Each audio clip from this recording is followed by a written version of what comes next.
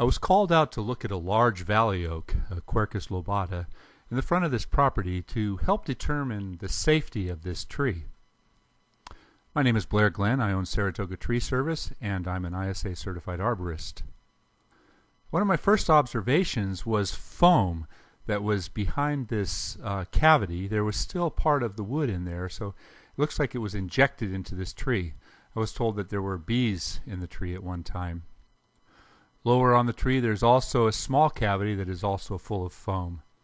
The problem with the foam is it doesn't allow you to look inside the tree and inspect it any further. Now I'm going to have to run some kind of a probe through the foam to get a better idea of just how hollow the tree is. Looking up at some of the upper limbs, there is evidence of some trunk cankers and some defects in the wood. And especially on one very large limb that was hanging over the parking area, there was a very large cavity, and this was this I would consider an extreme weakness.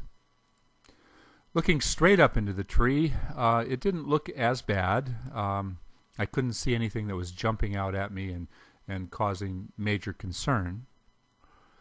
And off to the other side, there was evidence where a very large limb had ripped off at one time, and it was a big torn stub.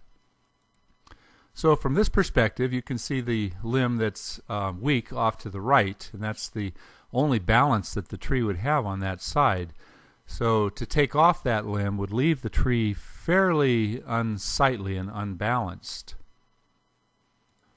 And there's an area where it looks like all of the limbs were taken off at one time on this half of the tree. I'm presuming they died. There's some evidence of some old wounds that are callousing over.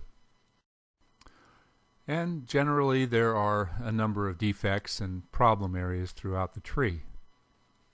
And here is another fairly extensive defect. So I guess the question now is, what do you do? Do you remove the tree, or do you take off enough weight to make it reasonably safe, or do you just hope for the best? When making these decisions, you have to evaluate a number of things. First off, what kind of target would be under the tree? In this case, it's over a road and a parking area. So it's possible that it could fall on a passing car. It's not an area where people park on the street, but there is a parking area on the other side. There is traffic in and out of here all day long, but it's a significant old tree. My recommendation on this one would be to do a further inspection to help determine the depth of the cavities, either with a small auger or a probe that pushes through the foam.